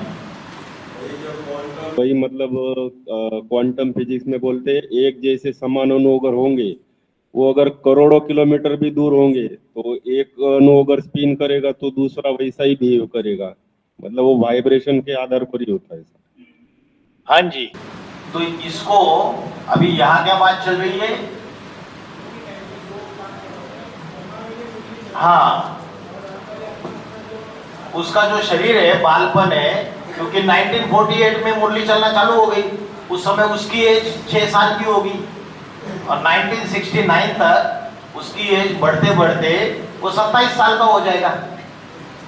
तो 6 साल से लेके 27 साल तक जो भी उसका बचपन है, कुमार किशोर अवस्था है, उस समय वो जिंदा भी है, आपका कहना ये है, और सेम टाइम उसका सूक्ष्म शरीर ट्रैवल भी कर रहा है। तो ये पॉसिबल है। इसके ऊपर थोड़ा बहुत किया था अभ्यास, और इन्होंने ये जो क्वांटम एंटेंगलमेंट की बात बताई, उसको कैसे साबित करोगे इस बात से? वो तो उस दिन बात चल रही थी ना समान पुरुषार्थी की, उस समय हमने क्वांटम एंटेंगलमेंट की बात बताई थी। जैसे बाबा ने कहा है कि मैं प्रकृति को वश कर लेता हूँ, हाँ जी। तो निराकार शिव ज्योति बिंदु जो है वो प्रकृति को वश कर सकता है, वो एक ही समय में वो आत्मा को वहां पे लेके जा सकता है। जा सकता है, लेकिन बात यही है, जब सोते हैं तब तो सूक्ष्म शरीर ट्रैवल करता है, और कभी कभी अचानक हम उड़ जाते हैं तो घबराए हुए होते हैं, क्योंकि वो सूक्ष्म शरीर जो गया है उसको वापस आने में कुछ सेकंड्स का टाइम लगता है ना? ऐसा होता है ना, हम बोलते हैं साइकिक अटैक है, बाहर की दुनिया वाले बोलते हैं साइकिक अटैक। मतलब बाबा ने जो मुकर्रर लिया है वो सूक्ष्म शरीर ही है, तो उसी को वश किया हुआ है ना। हाँ जी, तो वही सूक्ष्म शरीर ही तो लेके जाते हैं, फिर वो उसी को तो वश किया हुआ है। उसको वश किया है, लेकिन फिर वो शरीरधारी है जो बिना सूक्ष्म शरीर के है, उस समय उसकी क्या अवस्था होगी, ये उनका सवाल है। वो कैसे होगा? फुल कॉन्शियसनेस में होगा क्या? वो जागृत अवस्था में होगा क्या कंप्लीट अपनी? वो जो भी कर्म कर रहा है, खेल रहा है, खाना खा रहा है, वो नॉर्मल है क्या? ये क्वेश्चन है उनका। जैसे बाबा ने मुरली में बोला हुआ है कि जब ज्ञान की कोई बात राम वाली आत्मा के लिए बोली जाती है तो वाइब्रेशन उनको टच होते हैं, जब वो भले वहां पे नहीं है। जैसे बाबा ने मुरली में बोला हुआ है कि जब ज्ञान की कोई बात राम वाली आत्मा के लिए बोली जाती है तो वो वाइब्रेशन उनको टच होते हैं, जब वो भले वहां पे नहीं है। इमर्ज करके बात करते हैं, इमर्ज करके बात करते हैं।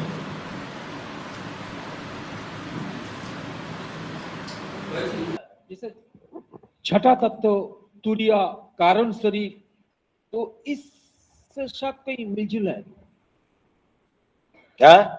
छठा तत्व कारण शरीर और जिसका बोला तुरिया, तुरिया तुरिया ये अवस्था है, तुरिया माने जरूरत, सुपर कॉन्शियसनेस वाली। तुरिया माना जागृत अवस्था, स्वप्न अवस्था, और तीसरी सुषुप्ति अवस्था, इससे परे की अवस्था। 100% आत्मा का भान, 100% प्योर कॉन्शियसनेस, आत्मा अपने प्योरेस्ट फॉर्म में, 100% प्योर फॉर्म, निराकारी, निर्विकारी, निरंकारी, बाबा के भाषा में, वो अवस्था है तुरीय अवस्था। अभी राम की आत्मा जब शिव समान बनती है वो तुरिया बन जाता है। जो नॉर्मल 750-800 करोड़ दुनिया में जो आत्माएं है, और जो बाबा के बच्चे जो पुरुषार्थ कर रहे हैं उससे सबसे परे स्टेज में है वो। हाँ जी। जैसे माइंड की भगवान के मन की अवस्था है वो है सुपर कॉन्शियस, और हाँ। देवी देवताओं के मन की अवस्था है वो एब्सोल्यूट कॉन्शियस। नहीं, एब्सोल्यूट कॉन्शियस तो भगवान है ना, एब्सोल्यूट रियलिटी। सुपर से ऊपर कुछ होता नहीं ना, तो सुपर सबसे ऊपर होगा। सुपर के बाद में माना पूर्ण जागृत अवस्था है देवी देवताओं की, उससे भी सुपर कॉन्शियस स्टेट है भगवान की। माना सतयुग में एब्सोल्यूट कॉन्शियस कहेंगे और संगम युग में सुपर कॉन्शियस कहेंगे। कलातीत अवस्था, कलातीत स्टेज। हाँ। अब व्यापक है, सर्वव्यापक है, तुरिया शब्द है। और है? तुरिया के अंदर तो इतनी अद्भुतता आती है, एक विशाल अद्भुतता आती है जी के कुछ अद्भुतता नहीं, बाबा ने एकदम सिंपल कर दिया, निराकारी निर्विकारी निरंकारी, प्योरेस्ट फॉर्म, आत्मा का 100% प्योर फॉर्म, ओरिजिनलिटी, वही तुरिया है। व्यापकता रहती है ना सर्वव्यापकता रहती है जी। क्या रहती है? तुरिया, जब तुरिया शब्द आ जाता है ना व्यापकता है ना सर्वव्यापकता है। अच्छा।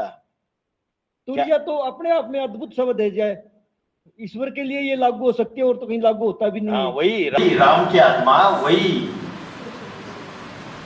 अहम ब्रह्मास्मि शिवो हम, वो राम की आत्मा शिव के समान बन जाती है। इसलिए दुनिया में ये बात उठी है, हम ब्रह्मास्मि शिवो हम, वो बन जाता है एक शिव के समान, बाकी नहीं बनते, दूसरों के लिए बात नहीं है। अगर आप अपने उसके सामने जो तुरिया शब्द लिखा दें, जैसे आप ये लिख रखा है कि वो व्यापक है सर्वव्यापक नहीं है, वो तुरिया है, वास्तव में वो तुरिया है। भगवान जो है तुरिया है। हाँ जी। तो उससे देखने वाला भी उसका अर्थ निकाल लेगा और करने वाला भी तुरिया शब्द लिख सकते हैं। तुरिया साबित तब होगा जब किसी पर्सनैलिटी के साथ, साकार पर्सनैलिटी के साथ, तब वो साबित होगा। वही जिसके लिए बार बार एक ही बात आती है, जो देखे इन आंखों से वो कहे मेरा बाबा आ गया, जो सुने इन कानों से वो कहे मेरा बाबा आ गया। ऐसा समय जब आएगा, वो जो टाइम है, उस समय उसकी असली प्रत्यक्षता है भगवान की। ठीक है। हाँ जी।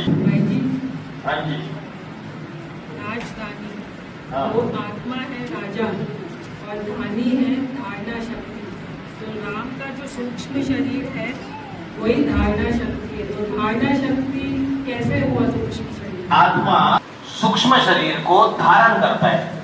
जैसे आत्मा देह को धारण करती है तो व्यक्ति जिंदा है, लेकिन आत्मा डायरेक्टली देह को धारण नहीं करती। आत्मा सूक्ष्म शरीर को धारण करती है, सूक्ष्म शरीर स्थूल शरीर को धारण करता है। आत्मा ये कारण है सूक्ष्म शरीर के निर्माण का, और सूक्ष्म शरीर ये कारण है स्थूल शरीर के निर्माण का। समझ में आ रहा है? जब आत्मा अपनी 100% अवस्था से हल्का सा नीचे आएगा तो सूक्ष्म शरीर का निर्माण हो जाता है। हल्का सा भी देहाभिमान, बॉडी कॉन्शियसनेस आ गई तो सूक्ष्म शरीर का निर्माण हो गया, और सूक्ष्म शरीर से स्थूल शरीर बनता है। सूक्ष्म शरीर जब मां के गर्भपिंड में प्रवेश करता है तो उससे स्थूल शरीर का निर्माण करता है। समझ में आया?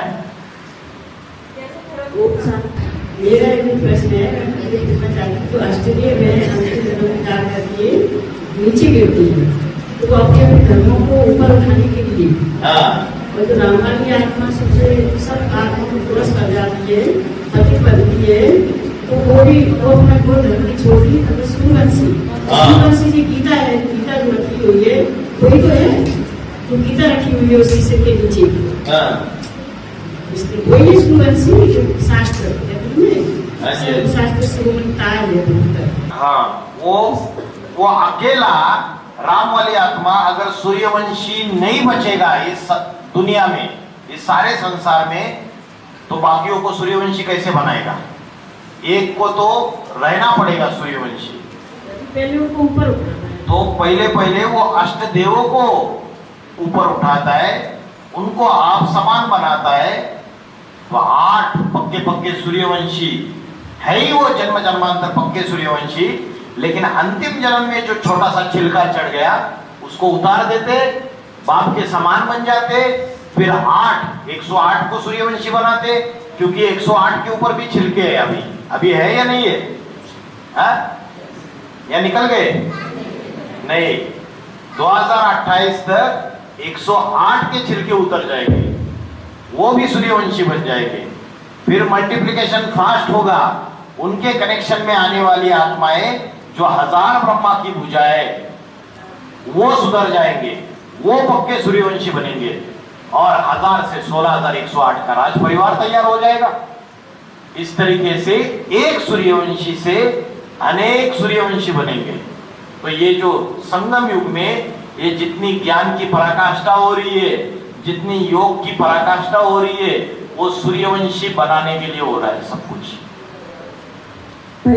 जैसे प्रवेश करते हैं तो फिर लेंसुर चढ़ जाता है, जन्म लेते हैं, क्योंकि वो सूक्ष्म शरीर उनका फिर बन जाता।